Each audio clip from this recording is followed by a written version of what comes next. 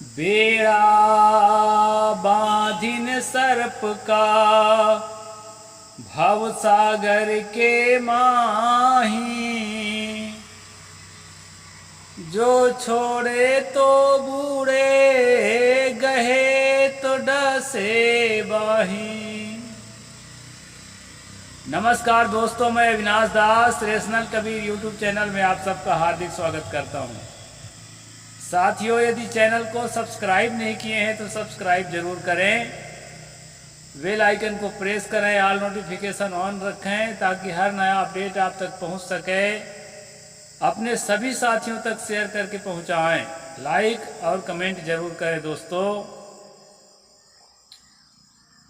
इस चैनल का उद्देश्य किसी भी जाति, धर्म, संप्रदाय या व्यक्ति विशेष को आहत पहुंचाना नहीं है।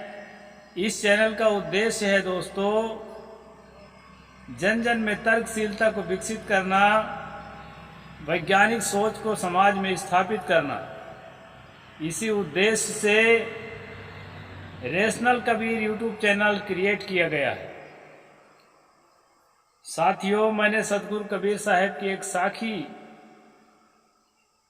शुरू में रखी है, उसी पर मैं थोड़ा अर्थ करूंगा और उसी को आज का विषय बनाऊंगा। सतगुरु ने कहा, बेड़ा बांधिन सर्प का भव सागर के माही। ये जो है आम प्रचलन है कि भवसागर एक बहुत बड़ा समुद्र है, पानी चारों तरफ पानी ही पानी पानी। आप समुद्र के किनारे गए होंगे तो देखे होंगे, कन्याकुमारी में या रामेश्वरम में या किसी भी दूसरी जगह भी, कि जहां तक नजर जाती है तो पानी ही पानी दिखाई पड़ता है। तो दोस्तों, इसी प्रकार भवसागर की कल्पना की गई है कि यह समुद्र से भी कई गुना बड़ा एक भवसागर है और उसमें जो है पार लगना पड़ता है। साथियों, भवसागर शब्द को सतगुरु कबीर साहब ने लिया है, लेकिन उसका अर्थ कुछ और है। उन्होंने उसका अर्थ दिया है, मन सायर मनसा लहरी, बूढ़े बहुत अचेत। ये मन रूपी भवसागर में मन के तरंग और मन के जो है लहरें, तरह तरह के भाव कुभाव, ये जो है हमारे अंदर जो उठते हैं, हमको उथल पुथल करते हैं, हमारे जीवन को बेचैन करते हैं, दुखी करते हैं, संतापित करते हैं और समाज को विषाक्त करते हैं। क्योंकि मन जब आदमी का खराब होता है तो उसके व्यवहार से जो भी काम होता है वो अमंगलकारी होता है दोस्तों। इसलिए सतगुरु ने कहा कि ये मन ही वो भवसागर है, आदमी का मन ही भवसागर है। और संसार के लिए भवसागर हो चाहे ना हो, लेकिन आपके अपने जीवन के लिए आपका मन भवसागर है। तो मन सायर मनसा लहरी, बूढ़े बहुत अचेत। बहुत असावधान लोग जो है इसी समुद्र में डूबते हैं और अपने जीवन को बर्बाद करते हैं, समाज को विषाक्त करते हैं। इसलिए दोस्तों, यहाँ पर जो बात कही गई है भवसागर, उसका मतलब है मन। मन की तरंगे, मन के उठापटक, मन की दुर्भावनाएं, ये सारी चीजों को मिला जुला करके इसमें भवसागर कहा गया है। तो सतगुरु कहते हैं, बेड़ा बांधिन सर्प का भवसागर के माही।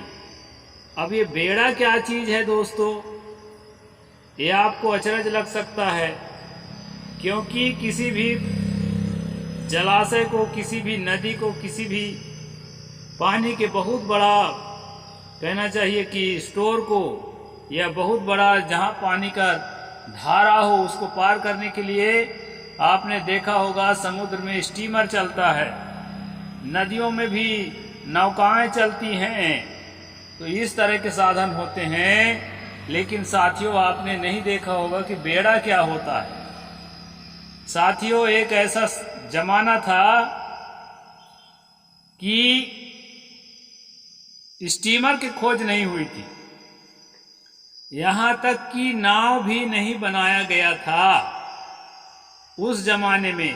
यह कहीं कहीं पर ऐसा होता है कि नाव तो बना चुके थे, नाव बना चुके थे, लेकिन जो है कहीं कहीं पर ऐसे अवघड घाट में जहां कोई नाविक है न नाव है और उस पार जाना जरूरी है, तो क्या करते हैं दोस्तों,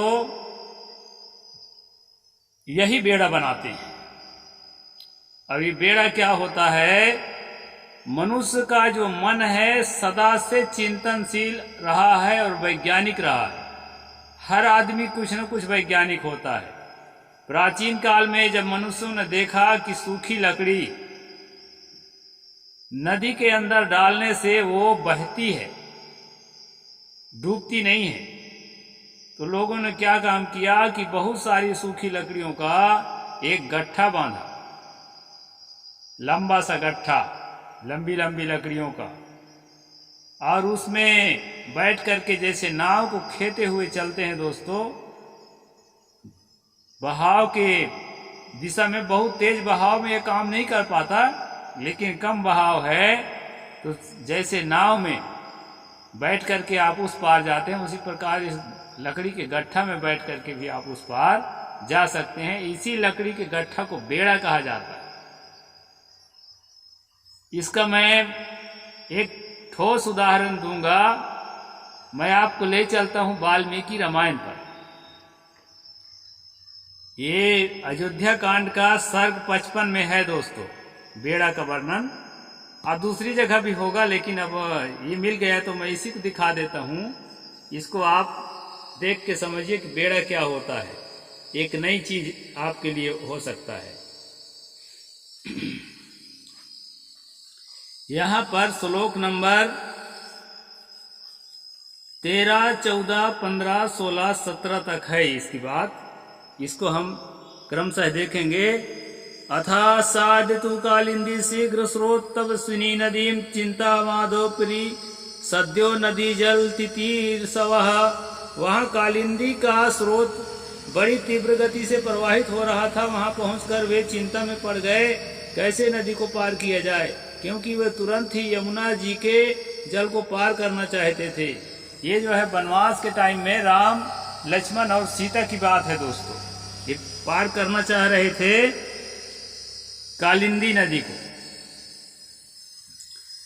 ताव काष्ठ संघाट मथो चक्र तुहु संपुलावा शुष्क वैर संकीर्ण मुसीरश्चैव समावृतः ततो वैत शाखस्य जम्बू शाखस्य वीर्यान् चकार लक्ष्मणश्चित्वा सीतायाम सुखमानसम। ये 14 और 15 नंबर श्लोक है। इसमें बताया है, फिर उन दोनों भाइयों ने जंगल के सूखे काठ बटोर कर उन्हीं के द्वारा, सूखे काठ मतलब सूखी लकड़ी बटोर कर उन्हीं के द्वारा बड़ा बेड़ा तैयार किया। वह बेड़ा सूखे बांसों से व्याप्त था। उसमें बांसों के द्वारा अच्छा से उसको मजबूत बनाया, बांध करके डोरा से, और उसके ऊपर खस बिछाया गया था। खस भी मिल गया संजोग बस जंगल में। तदंतर पराक्रमी लक्ष्मण ने बेंत और जामुन की टहनियों को काटकर सीता के बैठने के लिए एक सुखद आसन तैयार किया। उसके ऊपर जो है एक आसन भी बना दिए गए कि सीता जी बैठ सके। तत्र श्रिया मिय चिंत्या रामो दासरथि प्रियाम ईसत्व लज्जमानाम तामध्यारूप्यतः प्लवम पार्श्वे तत्र च वैदेह्या वसने भूषणानि च प्लवे कठिन काजम च रामश्च समाहिता। आगे क्या कहते हैं दोस्तों, दशरथ नंदन श्री राम ने लक्ष्मी जी के समान अचिंत ऐश्वर्य वाली अपनी प्रिय सीता को कुछ लज्जित सी हो रही थी उस बेड़े पर चढ़ा दिया और उसके बगल में वस्त्र और आभूषण रख दिए। फिर श्री राम ने बड़ी सावधानी से खंती, मतलब जो साथ में जो है वो कुदारी लेके चले थे।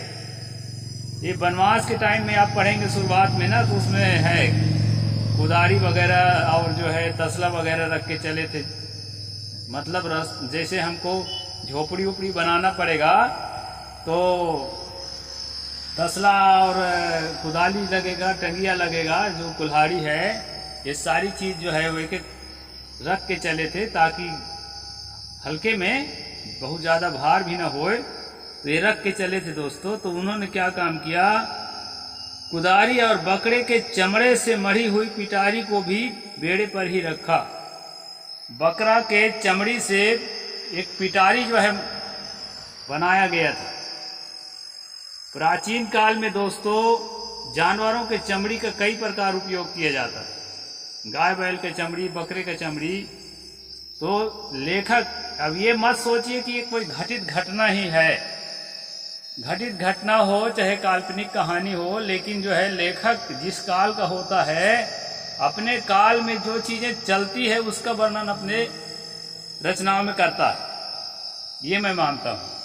तो यहाँ पर दोस्तों यहाँ पर कहा है बकरी के चमड़े से मढ़ी हुई पिटारी भी बेड़े पर रखा। वो पिटारी में कुछ सामान रखा जाता रहा। आरोग्यम सीताम प्रथमम संघाट परी गृहतो तत् प्रेरेरितो प्रीतो दशरथात्मजो। इस प्रकार पहले सीता को चढ़ाकर वे दोनों भाई दशरथ कुमार श्री राम और लक्ष्मण उस बेड़े को पकड़कर खेने लगे। उन्होंने बड़े प्रयत्न और प्रसन्नता के साथ नदी को पार करना आरंभ किया। तो इस तरह से दोस्तों यहाँ मैं बेड़ा का अर्थ पूरा करने के लिए यहाँ पर वाल्मीकि रामायण का प्रसंग ले लिया था। अब यहाँ का ये प्रसंग नहीं है, यहाँ का खास प्रसंग ये है। अब बेड़ा तो समझ ही लिए आपकी बेड़ा क्या चीज होती है। सूखी लकड़ियों का गट्ठा बांध करके उसको नाव की तरह खेते खेते नदी को पार किया जाता है। तो सदगुरु ने कहा बेड़ा बांधिन सर्प का भवसागर के माही।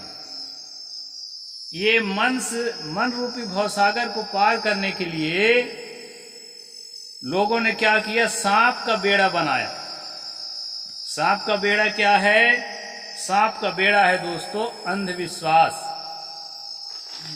सांप का बेड़ा है जो धर्म, तथाकथित जो धर्म है, सो कॉल्ड रिलीजन है, हिंदू धर्म, ईसाई धर्म, मुसलमान धर्म और क्या क्या धर्म, ये सब क्या है? सांप का बेड़ा है। यानी कि लकड़ी का बेड़ा नहीं है, ये सांप का बेड़ा है। ऐसा क्यों कहते हैं?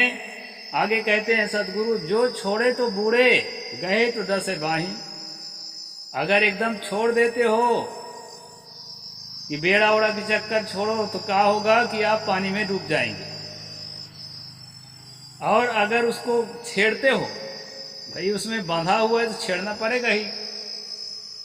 अगर छेड़ते हो तो डसे बाही, हाथ में जो है वो क्या करे, आपके हाथों को डसेगा, उस जहर से आप मर जाएंगे। इसका भावार्थ ये है दोस्तों,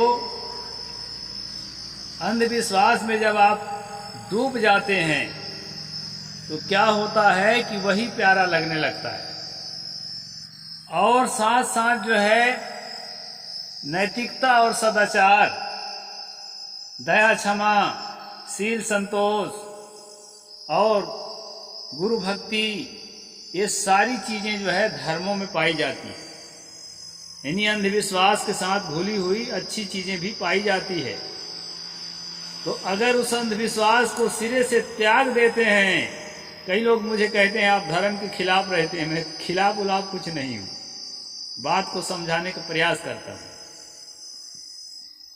अगर उस धर्म को हम सिरे से त्याग देते हैं कि ये धर्म और हम जो है ना ढकोसला है, अफीम का गोला है, छोड़ो चक्कर, तो साथियों क्या होता है, अगर हम विवेक पूर्वक धर्म को नहीं त्यागे हैं तो धर्म के साथ जो हम नैतिकता और सदाचार का जो पालन कर रहे थे वो भी साथ साथ जो है चला जाता है। जो छोड़े तो बूढ़े।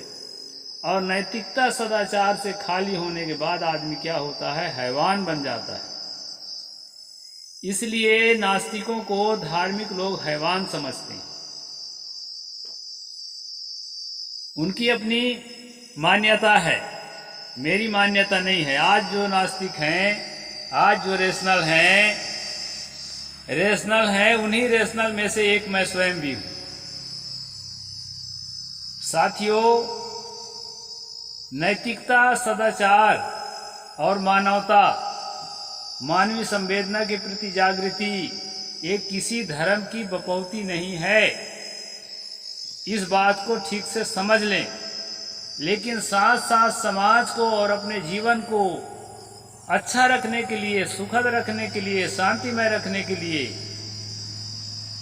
ये परम आवश्यक हैं। तो धर्म का मतलब अंधविश्वास का त्याग। धर्म त्याग का मेरा मतलब है अंधविश्वास का त्याग, कि ये राम हमारा मुक्ति कर देगा, कृष्ण हमारा मुक्ति कर देगा। राम का तो देख ही रहे हैं, नदी पार करने के लिए लकड़ी का बेड़ा बांधना पड़ रहा है, तो आपको कैसे पार कर देगा बेचारा। तो ये अंधविश्वास का त्याग, झाड़ फूंक, पत्रा पंचांग, लगन मुहूर्त, स्वर्ग नरक की मान्यता, तमाम तरह के कर्मकांड, हवन स्वाहा, पूजा पाठ, तीर्थ व्रत, ये अंधविश्वास जितने प्रकारों में हैं, ये सारे अंधविश्वासों को दोस्तों आप त्याग सकते हैं। लेकिन सदगुरु का कहना है कि उनके साथ में जो नैतिकता और सदाचार की शिक्षा दी जाती है, उन शिक्षाओं को आप अपने रेशनैलिटी के साथ, रेशनलिज्म के साथ बना के रखिए। सही चीज कहीं का भी ग्रहण कर ले। और दूसरी बात, वो उनके बपौती नहीं है। नैतिकता, सदाचार, मानवीय संवेदना किसी भी धर्म का बपौती नहीं है, न हिंदू का, न मुसलमान का, न ईसाई का। एक कट्टर मधु परमहंस का चेला एक दिन लिखा था, 7 प्रकार के सद्गुण है, यही सनातन धर्म है। लेकिन दोस्तों, ये 7 प्रकार जो उन्होंने सद्गुण लिखा था उसका मैं समर्थक हूँ, लेकिन वो किसी सनातन या हिंदू धर्म का पाठ नहीं है। वो हर संप्रदायों में उसका शिक्षा दिया जाता है। चोरी न करना, जुआ न खेलना, व्यभिचार न करना, झूठ न बोलना, हक की कमाई खाना इत्यादि जो अच्छी बातें हैं वो सभी धर्मों में बताई जाती है। लेकिन इन बातों तक सीमित नहीं है। धर्म के लोग जो हैं उसके साथ बहुत सारा अंधविश्वास थोपते हैं। तो अंधविश्वास से मुक्त होने के लिए सदगुरु कबीर साहब ने आपको राय दिया है और कहा है कि उसको जो छोड़ोगे तो बुड़ जाओगे, अंधविश्वास को छोड़ोगे तो उसके साथ नैतिकता भी छूट जाएगी, और गहे तो डसे बाहीं, अगर उसको स्वीकार करोगे तो आपके जीवन में जहर फैलेगा। इसका मतलब ये है कि उसको छोड़ना तो है, जहरीले अंशों को, और जो है जो अंश जहरीले नहीं है उसको तिरस्कार नहीं करना है।